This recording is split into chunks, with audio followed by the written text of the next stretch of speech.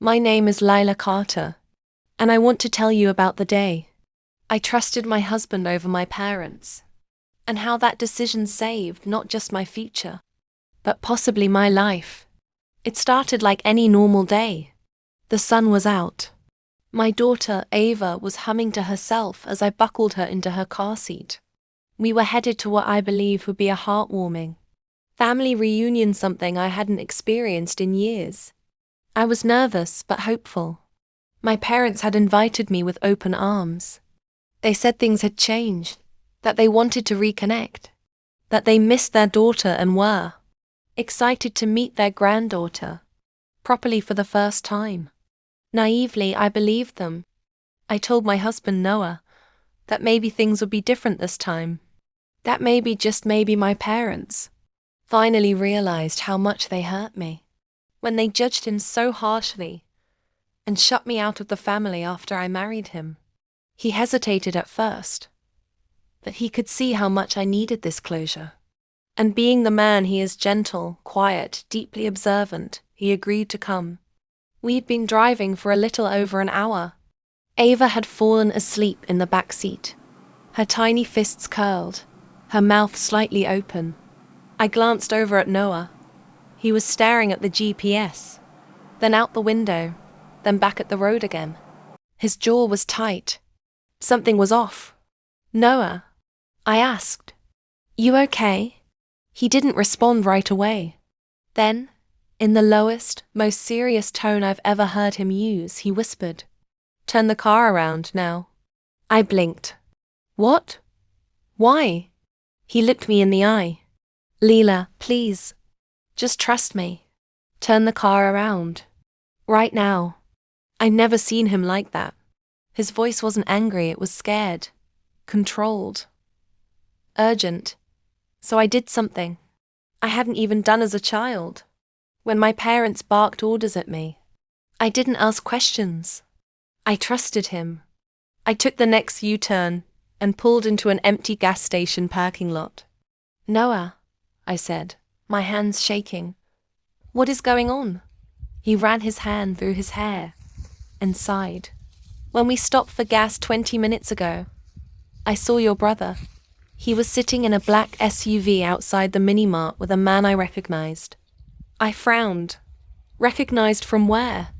Noah looked straight at me. "From one of your dad's old company photos. That man Callan isn't just your dad's ex-business partner. He's a convicted felon.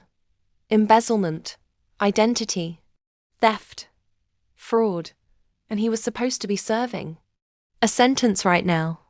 "No," I whispered. "That can't be."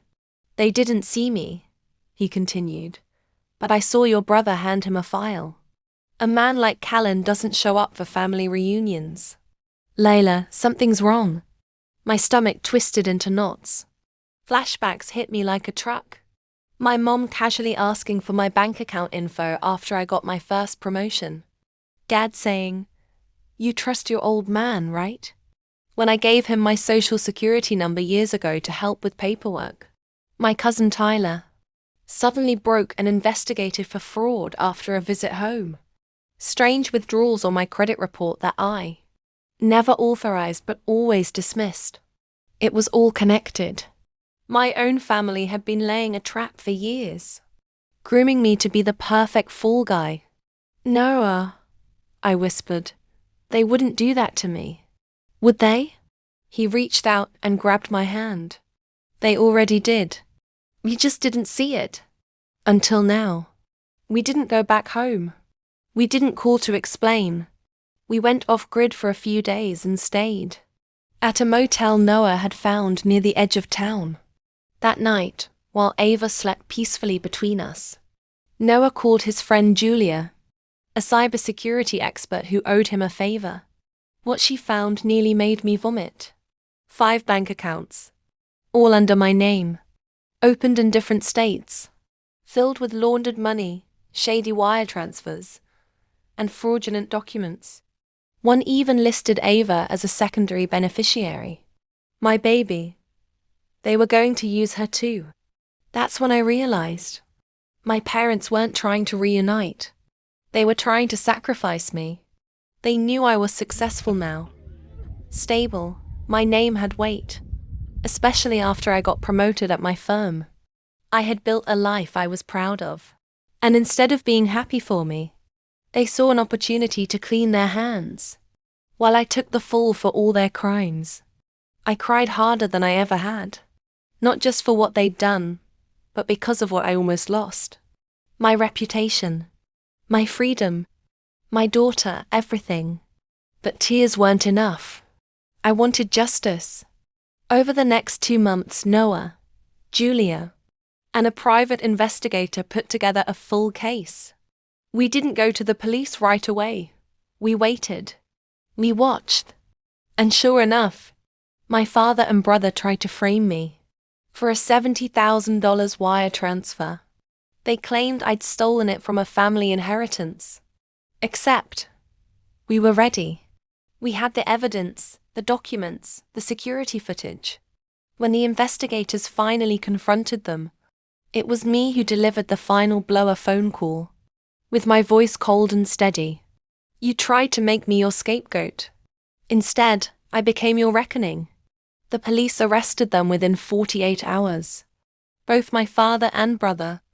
My mother fled town, but she couldn't run far. She left a digital trail as sloppy as her excuses had always been. I didn't go to the trial. I didn't need to. The damage they caused, they would pay for it in prison cells, not in my heart. I had already moved on. We bought a house by the coast. I started my own business. Ava is thriving, and Noah, he's my hero.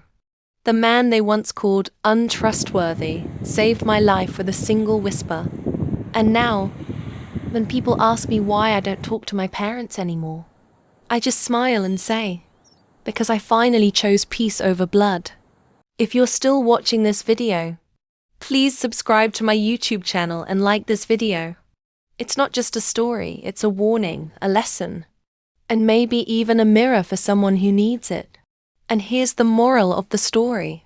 Sometimes the people who are supposed to protect you are the ones quietly poisoning your future. Love doesn't always come from blood. Sometimes it comes from trust. Listen to your gut. Choose those who choose you, because one whisper can change everything.